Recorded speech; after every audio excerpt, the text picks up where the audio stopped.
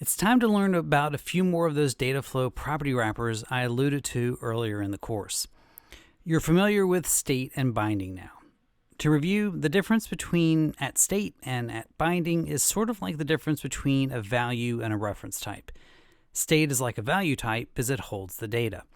Binding is like a reference type because the data is stored somewhere else.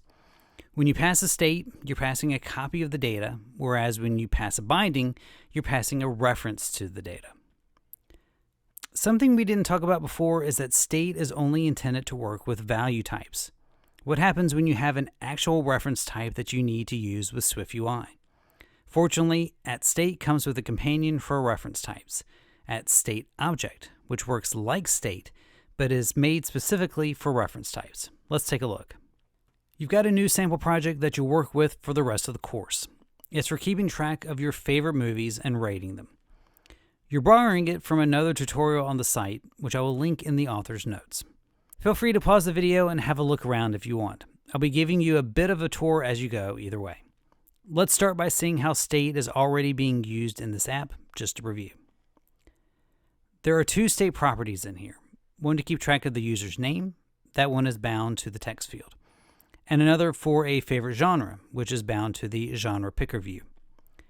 They're laid out inside of a form, a SwiftUI component you haven't worked with yet, but it gives you this nice formatting if you're building a form. So this binding to favorite genre is passed into genre picker, which is another custom view in this project. Take a look at it. There's the other half of the state binding dance you've been using in this course. This binding attribute lets us pass in a binding to some data that is stored somewhere other than with this particular view.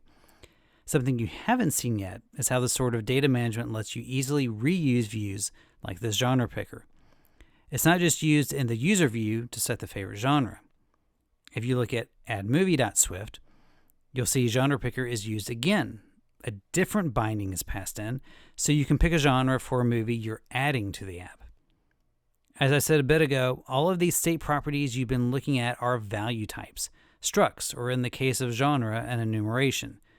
But over in movielist.swift, the main view in the app, this movie store is a class. So if you try a live preview here and go to add a movie to the store, it won't appear when you go back. The movie has been added to the store. You'll see it as soon as you stop the live preview. SwiftUI just doesn't know it needs to update when Movie Store changes. So try out a new property wrapper attribute, at state object. When you use at state, SwiftUI takes control of the life cycle of that property. It keeps the value of at state property even when the view refreshes. At state object will work just like that for reference types. Try a live preview again. Add another movie. And hey, you see it right away this time. There's one more bit that is letting this state object attribute work. Go have a look at the movie store type and note that it conforms to observable object.